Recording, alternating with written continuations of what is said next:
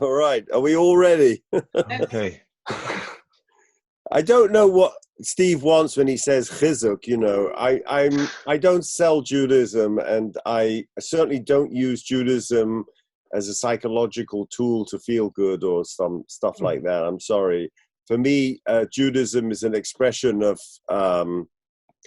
uh, kind of agony that I have to deal with. It's very dark, and I can tell you. As we're now into week 2 of this, that this isn't the first time we had this in history. We had 100,000 Londoners, close to a quarter of the population, equivalent to 2 million today, who died in the 1665, and it was horrible, and the measures taken were also draconian. This plague assaulted the European cities of the Middle East, in ways that almost, we can say, precipitated the Renaissance. There was a social dislocation of the major cities of Europe in ways we just couldn't imagine. And isolation and quarantine was so much that the Italian army was called out to cordon off Venice and big cities, and society changed forever. The notion of public health became, for the first time, and something that became institutionalized. Politics changed, and so we don't know what this is going to do. So I'm a kind of, as I've said many times, a post-Holocaust theologian, and so I've been struggling with how I deal with the text of my tradition, which were handed down to me, that dealt with catastrophe and the evil without and the evil within. And so I keep going back to Midrash because it had to do with what was purportedly, certainly until the Shoah, in the national Jewish psyche, the greatest trauma of our history, the Churban. And looking at the ways that Chazal codified that trauma in their view of the world, in Midrash, which would be Tanaitic Midrash in the 2nd century and Amoraic Midrash, and later in the 5th to the 7th century, really, in a way, helped me along my trajectory, and to see how I could, instead of just jettisoning our tradition, try and plummet for its depths, how to deal with catastrophe. And that means how to deal with the divine. So when you say chizuk, the chizuk for me is finding texts that allow me to express, my anger, resentment, rage, and final acceptance of the trauma of my own family who were killed in the Holocaust, but also in dealing with the evil within me, the addictions within me. And I have to say how disappointed I am in the drivel that's coming out of mainstream orthodoxy in terms of the chizuk. I mean, it's just, even, I don't want to mention the chief rabbi of England, but he, it was just appalling. I mean, people are dying, and all he could talk about was, the Jewish humor on social media, and that keeps us going through the ages. I'm just appalled by the drivel and the platitudinous, self-righteous, I mean, I don't understand why our shul doesn't have a shul WhatsApp where people can express themselves. Why is it always vertical from the top down? You know Who that can create that? We should do that. You're absolutely right. you can create it, sir. I don't know how to do it. I don't have You the just you ask Goldster for a list of the emails on the shul list and start a WhatsApp. Well, Alan can do it. WhatsApp is limited to 4 people. A Zoom. We do a Zoom. I don't know. Do you understand what I'm saying? That why if we're a kahila, why aren't we communicating with each other? 100%. I was thinking that myself. Yes. Yeah. So I want to go to the very first word of the Zoom book. is the best platform for this. Okay. And I want to look at 2 mishalim, 2 parables, because as I've said many times, Chazal bury for the elite things they want to say but cannot in public in these parables. And so the question when we read a parable is, what's it doing there and why do we need it? Why can't you just go through the explication?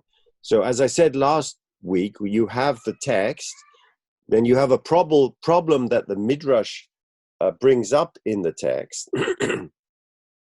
Then you bring an intertext, which is a pasuk far away from that verse that you're trying to explain. And then normally you'd say, and therefore I learn by bringing that to bear on that, a new idea. But we find about 1,000 times in Midrash that there is a mashal, a parable, placed as well in this pericope, in this literary unit. And the question then becomes, why is it placed there? So let's look at a machlokus between 2 Amoraim, Rabbi Chanina bar Papa and the rabbis. And they're looking at that very first word, Vayikra el Moshe. And then it says, Vayadaber Hashem Elov. And the Lord called to Moses, and he called to Moses, and the Lord spoke to Moses. A redundancy. Why do I need both? Obviously, most of it says in the Bible, Vaydaber Hashem el Moshe. So why do I have to say first Vayikra el Moshe and then Vayadaber Elov? That's the question that the Midrash starts. Now, from a literary perspective, you could say that it's the introductory verse and it requires some kind of formality. So Vayikra means calling up, setting up an appointment and then speaking, the formality of that. That's fine. But the Midrash isn't interested in literary formalities. It's interested in redundancies because it considers the sacred text to be very, very economical when it comes to its words. And if any words are extra, they have to be interpreted. So Vayikra Rabbah is very early Midrash. It goes along with Bereshit Rabbah, the first 14 chapters of Shmot Rabbah, Shi Hashirim Rabbah, and Eicha Rabbah. Those constitute the first strata of Tanakh, first Amoraic Midrash. So Rabbi Chanina says, what is the reason that he calls upon him? It is a loshon of chiba, like Rashi says, right? Loshon chiba. L'kol dibros, l'chol amiros, l'chol tzivuyim, kodma kriya. Rashi says that before God says, and the narrator says, and he spoke to him, there's a preface, and the preface is kriya, calling, which is loshon chiba, loshon shemalachei ashores mishtamshim bo. That's the expression the angels themselves introduce themselves or make use of. Shenema v'kora zeh el zeh v'yomar, as we say in Kedusha, Isaiah 6, verse 3. Aval l'nevi'ei ha'umos, but to the other prophets of the world, clearly, the assumption is that he speaks to the other prophets of the world. Well, we know that from the Bible, right? He speaks to Bilam and Lavan and Abimelech and Paro. He speaks to other nations. He's got to deal with them. Nigle aleihem beloshon arai v'tuma. He speaks to them in a manner of just, arai. It's just very, very momentary. It's not a permanent thing. V'tuma, in a state of, impurity. Okay, that's what Rashi tells us, that the reason we need the Vayikra before the Vayadaber, because for the prophets of Israel, there's this introductory proclamation and invitation by the king, on a beautiful card. You're invited to speak to His Majesty, and then you can show up and he speaks to you. So now there's a machlokas between Rabbi Hanina bar Papa and the Rabbanan. You're telling me that there is Nevi'ei Yisrael and Nevi'ei Ha'olam, right? Two separate groups of prophecy, two separate aspects of accessing the divine that we have in the world. One comes from what we self-define as the chosen people, and one from humanity. Chosen people, the rest of humanity, prophets of Israel, prophets of the rest of the world. What's the difference? And so now, Rabbi Hanina bar Papa and the rabbis are going to tell us what the difference is. And they're going to both end up with the Am Yisrael's Nevi'im speak to him and get invited, where the rest of them, they just don't. But what's the difference? The difference is in the mashal they use. Rabbi Hanina bar Papa is going to use a mashal, a parable about a king. And so are the rabbis. And I want you to listen to the parable and tell me what's the difference in the story of the parable, but then what is the theological difference, the theological perspective of how we view the divine in both of us. So let's dive in. Rabbi Hanina bar Papa says, Mashal amad hadava domer, to what can this be compared? To a parable, lemelech, a fictional story about a king, shehoyahu v'arhavo betraklin. He and his most beloved friend, courtier, citizen, were both in the traklin, in the palace. Ubeinehem vilon, and between them is this vilon, a curtain, or a window, a partition. Lahavdil bein hamelech ubeino lichvodo shel melech.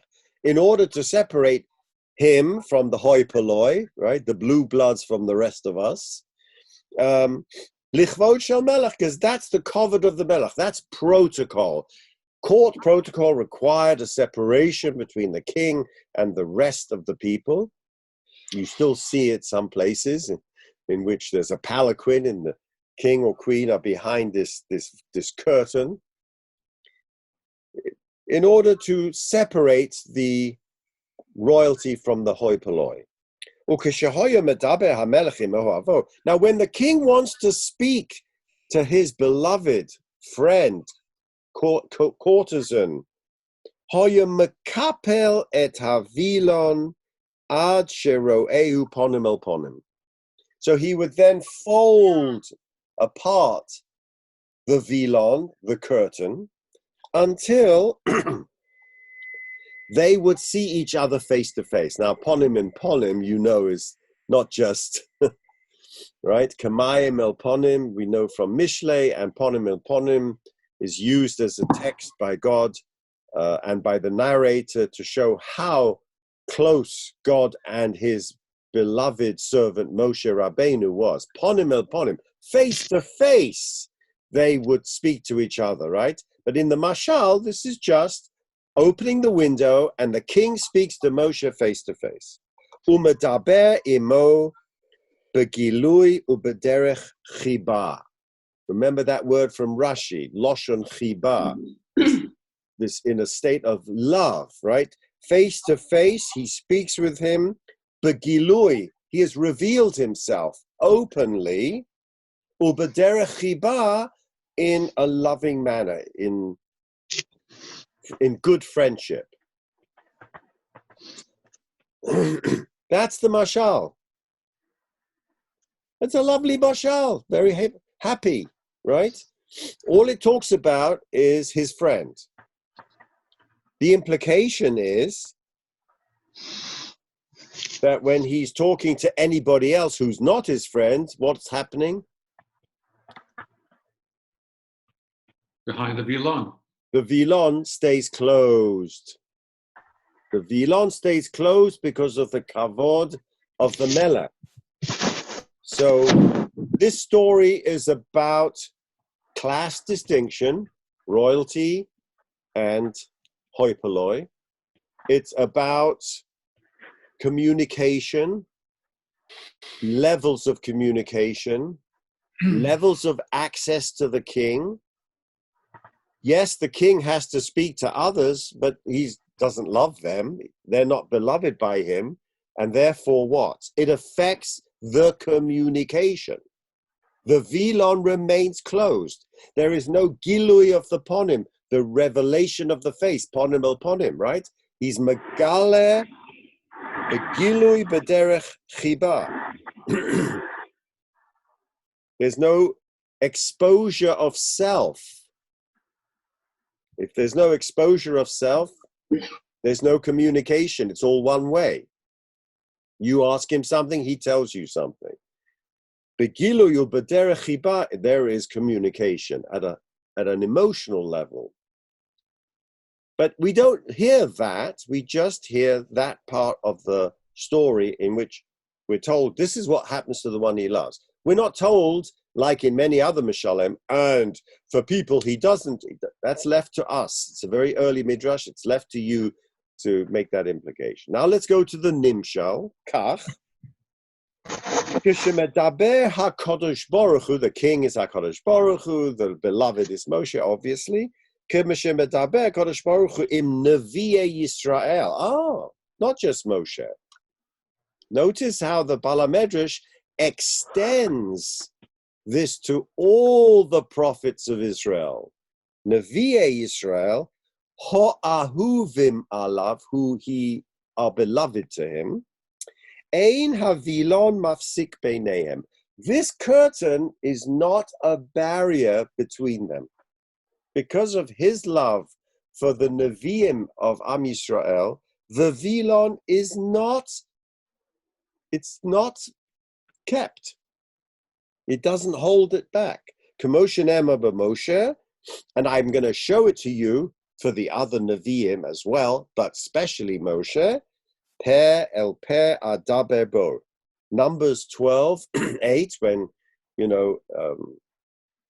his brother and sister were criticizing him, saying lashon hara, and God says, "Lo kein avdi Moshe per el per adaber bo." Right? I speak to him mouth face to face. What are you talking about? You don't compare yourselves to him. How dare you criticize him? Right? So from that per el per, we see that God is saying, "I'm speaking to Moshe." And by extension to his prophets, per el per. V'chein el kol Yisrael. Wow, now we're extending it beyond Moshe to the prophets, to Kans Klal Yisrael, the whole of the ecclesia of Am Yisrael, the chosen people. He extends that no mafsik, no vilon, open, face-to-face dialogue because of love, as it says in Deuteronomy, in the first speech of Moshe Rabbeinu, when he talks about them being at Sinai, Chorev, right? In Deuteronomy, it's never Sinai, it's Chorev. At the Revelation, he says, Panim b'panim diber Hashem imachem. Moshe says to the people, now you keep the Torah and keep all this. You know why?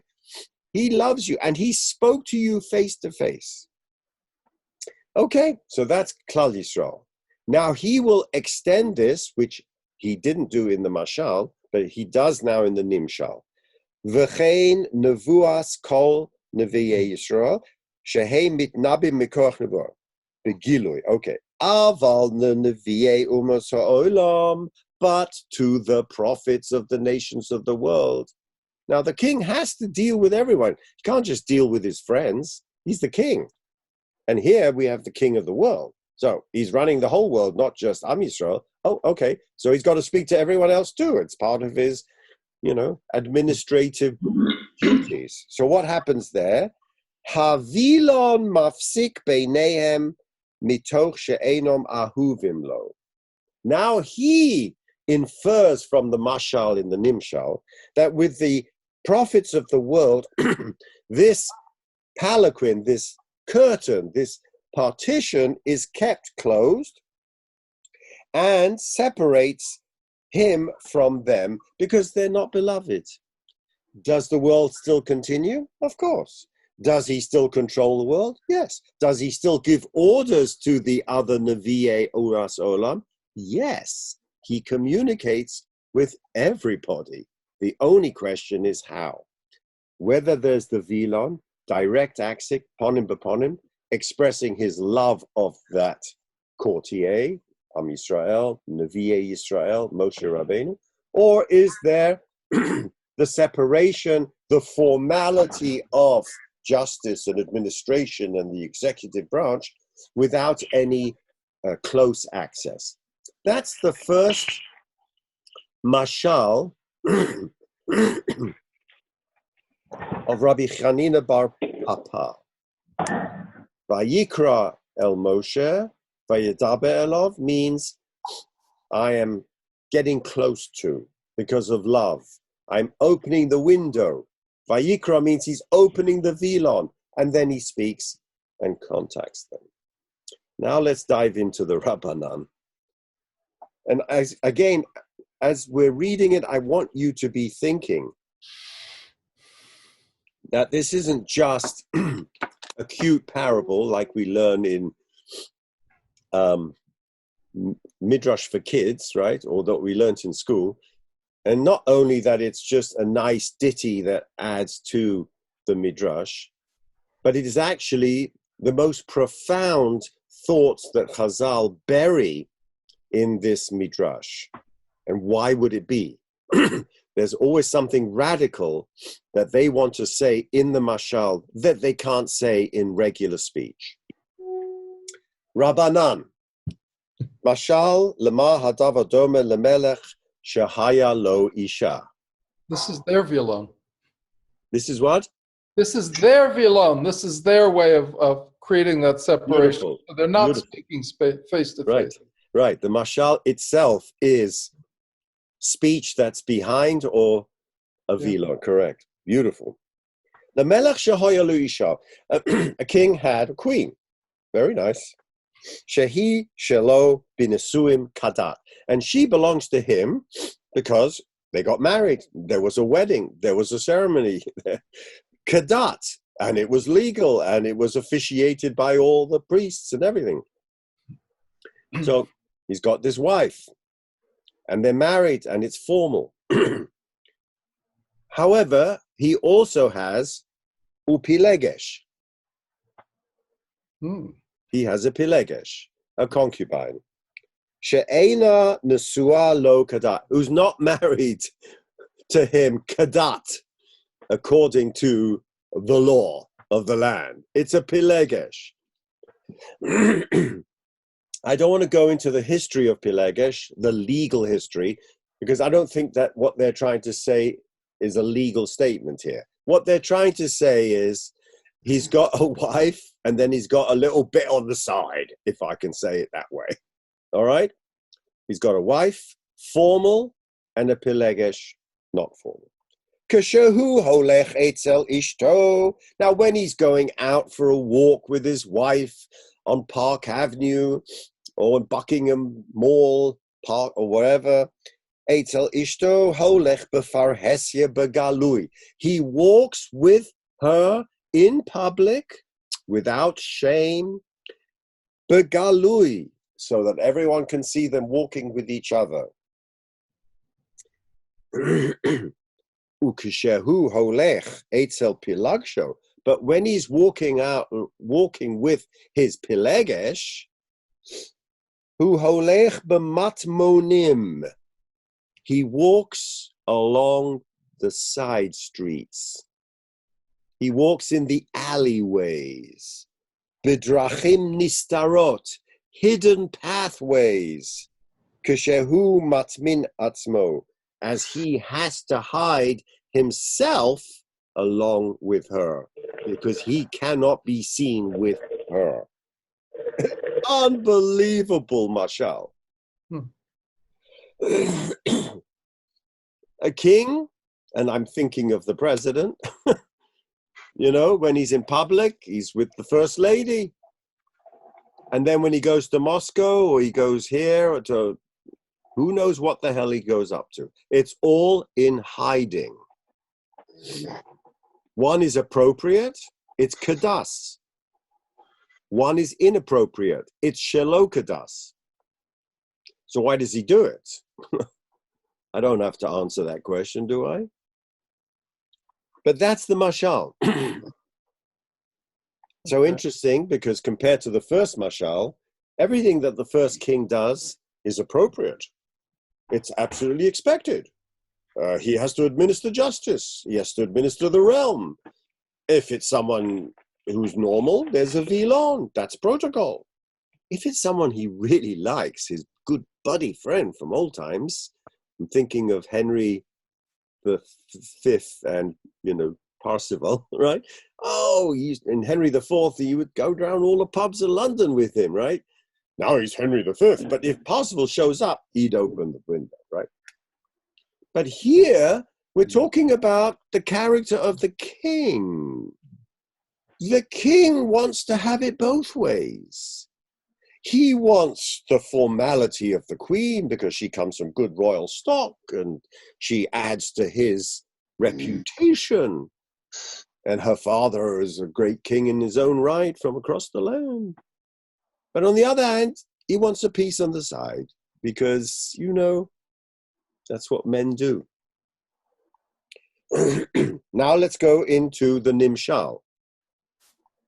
Okay, we're going to have to start a new meeting. No, they've given us a gift. I've been told that the Zoom Corporation has given me a gift of a few more minutes. Okay. I think they're listening in and they like the story. That's probably Nimshal. Ein HaKadosh Baruch Hu nigle al nevi'e umas ha'olam ela balayla b'derech Hester be'et ha'choshech. Wow. The prophets of the world, he doesn't start now with the Nevi'e like Moshe. He starts with the bad boys. The Nevi'e Umos Ha'olam,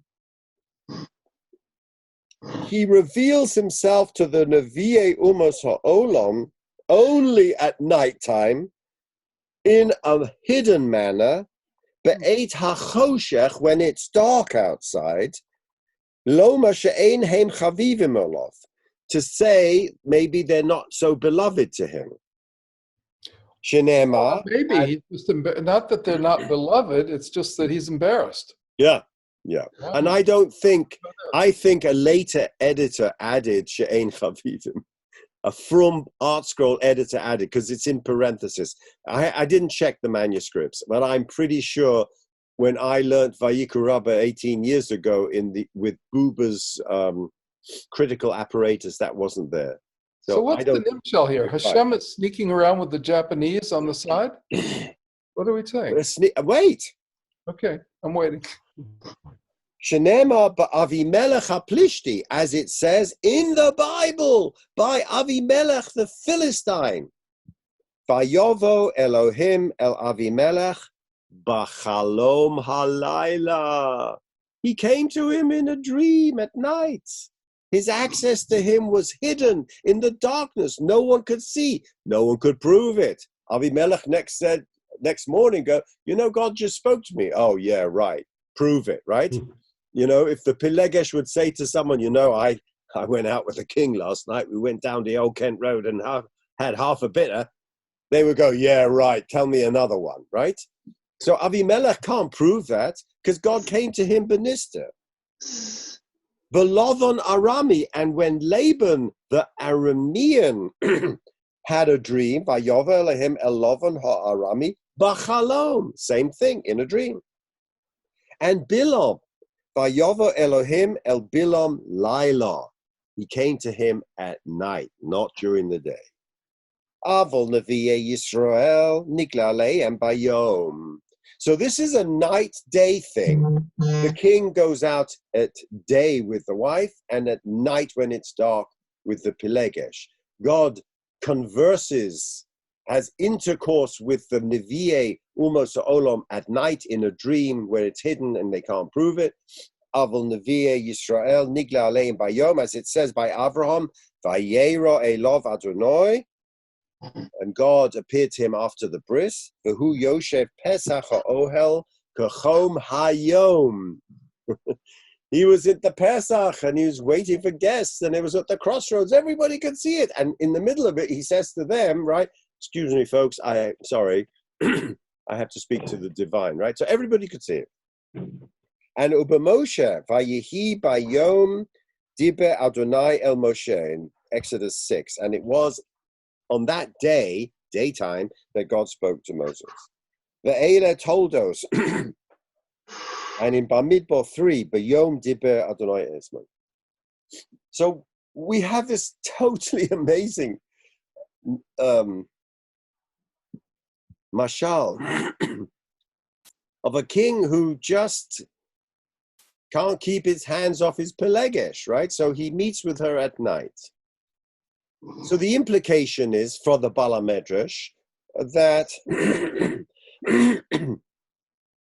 it's also about love. Nevi'e Umas Ha'olam ein chavim. There's no love, but I've got to communicate with Avimelech and with this and then tell him, keep your hands off Sarah and keep your hands off here, and don't you curse the Jews, right? So I've got to communicate with Lavan and Avimelech and and with Bilam, but I really don't like them. Well, it's not like he doesn't like the Pilegesh. No, he's just to be embarrassed to be seen with her. That's all. Right. So I think that's what it means. In fact, more likely It's on him. Otherwise, why do it? Right. It's not on them. In the first Medrash, they are beloved, so the king opens the Vilon. In the second Medrash, he's got to talk to them. He doesn't love them. He's compelled to talk to them. There's no intimacy. With the Pelegesh, where are we getting that there's no intimacy with the Pelegesh? I haven't heard that. All I've heard is that he's a right. So you're saying it's not about intimacy, it's about shame. Yeah, exactly. Yeah. And during the day, it's the formal meeting with the Jews. So actually, it could be the other way around. It could be that the Pelegesh is the beloved, and the wife is for show, for public. Absolutely. She so it's is all of about the him. It's about family and blah blah blah. So it's about his shame. Yeah. There's a certain shame that he feels having to meet with them. Not having to meet with them, he might be eager to meet with them. Yeah. But he's not proud of it. At least that's what we're hearing from the Mashal. Yeah. Now I want you to go ramp this up a step, and let's talk theology. This is written in the 3rd century. It's written in Palestine. Just think about Palestine in the 3rd century. The Holy Roman Empire has hegemony. And just I want you to place yourself, if you've ever been to Caesarea. In Caesarea, there's a ruin of a church and a synagogue 500 meters from each other. Lieberman says that a polemic is going on. On Sunday, the priest is the early church father, like Origen in Caesarea, is talking about Shir Hashirim. This is documented by Lieberman, so this is not my Chiddush. And he's saying that when the King Solomon is saying about the beloved, Lecha Dodi, come by beloved, Ani Yeshena v'libi er, I am asleep, but my heart is pounding for you, pining for you. Meitzitz min hacharakim, I'm looking beyond the trestles inside, I'm searching for you. This is God in search of Knesset, the ecclesia, which is Knessia, the ecclesia, the church. The church is seeking its beloved, and its beloved is seeking the church. The next Shabbos, Rabbi Abahu, who taught Oregon Hebrew, by the way, it says it in Oregon's writings, he's saying the same thing, same text, Shir HaShirim, Lecha Dodi. And if you read the art scroll, you'll never get a literal translation of Shir HaShirim. It'll say it right there. Come, my beloved Israel. I miss you. I'm looking for you. I'm searching for you. My heart is pounding, right? Ani Yeshena. My heart is asleep from Torah mitzvahs because I'm in Galut. The Libi air, but I still pound to do it, right? So the metaphor of these two communities, the early church community and the synagogue, both claiming the original same text of Shir HaShirim, each one using it midrashically for their own theological purposes, right? One of the most vicious early church fathers is Justin Martyr and Tertullian, and they're writing on the Old Testament and saying, you Jews have lost the love of God, the right to Eretz Yisrael, the right to the temple, and the right to return because of what the prophets told you, Isaiah, Jeremiah, and Ezekiel, that you have lost those rights. You may have been the chosen people, but the doctrine of supersession means we are the new Israel. We are the new ecclesia. We are the new church. Knowing that, and now reading these two Mishalim, and we know from Psikta de Rav Kahana and Psikta Rabati that many times these Mishalim were lifted out of sermons that were given on Shabbat and special times, the 4 Shabbos before Pesach and the Shabbos HaGadol droshes, and they were then lifted out and used by the Bala Medrash here. Knowing that, let's go back to the two Mishalim and see what the hermeneutic desire is in this Mishalim. Vayikra el Moshe, when Rashi says it's a Loshen Chiba, we're not just talking about Avimelech and Lavan. We're not just talking about the Pelishtim. We're not just talking about Bilam. We're talking about the current 3rd century attack and polemic against our very, very religion. And when we're bringing the mashal of a king, now I want you to think about the theological trajectory of what's being said, really, to the elite who understand that in the Holy Roman Empire, you can't say anything overtly. Holy Roman Empire. Sorry? Holy Roman Empire came along a lot later. This is still just the Stam Roman Empire at this time. Well, 333 Constantinus. Right. I'm thinking that this is happening around that time. And you can't just speak openly. Politically, you can't speak openly. And I think theologically, you can't speak openly. Now let's look at those two Mishalim and see how they differ. In light of what we just learned about the political and socio-political, theological situation the Jews were in, right?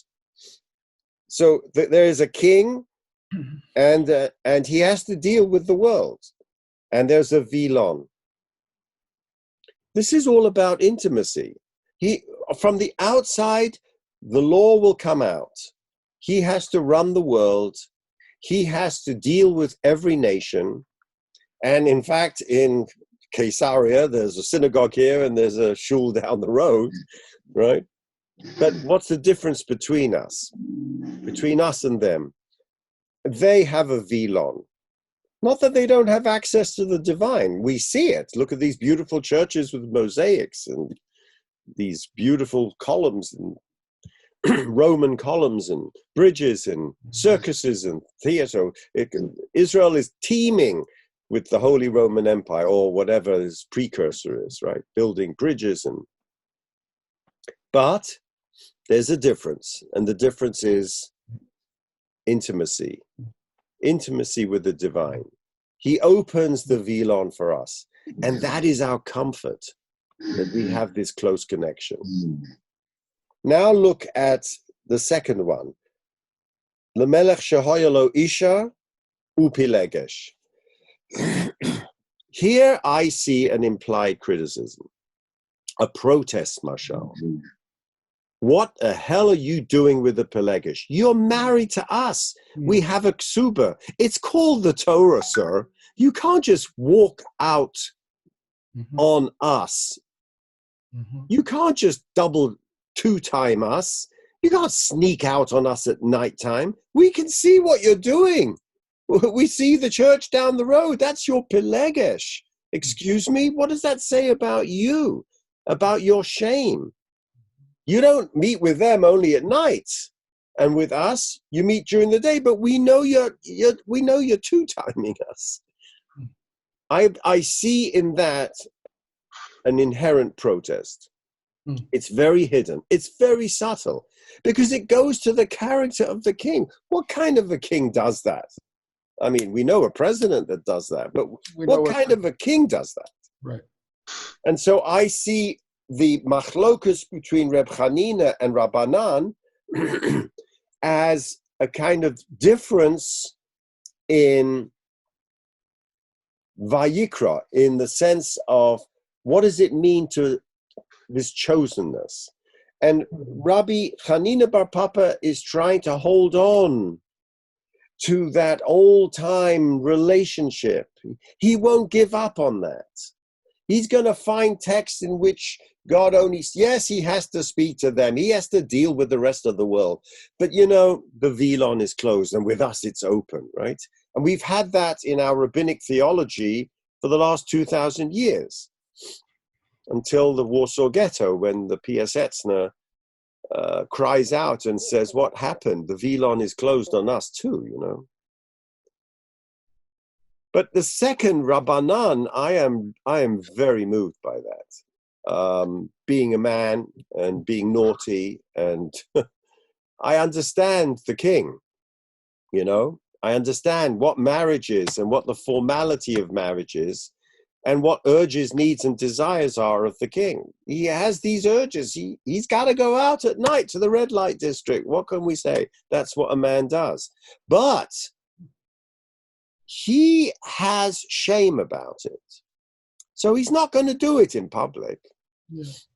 And when we're looking at his behavior and we're saying to him, we see what you're doing with the Nevi'e Olam. You should be ashamed. Yeah. You should be ashamed. How dare you do that? How dare you? How dare you do that? Yeah. We have a Torah. We have a Ketubah. We're your wife. What kind of infidelity is going on here? And this is what's happening in the 3rd century. For me, as a theologian, I am using that to understand how our response was in the 11th century, in 1066, after the Crusades. And then in 1666, a year after the Black Plague, when the Arizal is looking at the Gerush Sfarad and all the dislocation of the great age of the Spain, the golden age of Spain. And each time we have new Torah. After 1066, we have the Anshe, the Hasidim of Ashkenaz. And then we have, after Gerush Sfarad, the Zohar, and then the Kabbalah of the Ari. and then in the 1700s, Chassidut. For me, that trajectory carries on this mashal. We see mashalim used in each of those periods, all the way up to the Baal Shem Tov's mashalim. And so I leave you with the only chizuk I can give, that during this crisis, we will survive it, we will get through it, we will be battered, bruised, bleeding, but I hope new Torah will come from it. Thank you, everybody. Thank you. Thank you. Awesome. Thank you. Shkoyach. Shkoyach.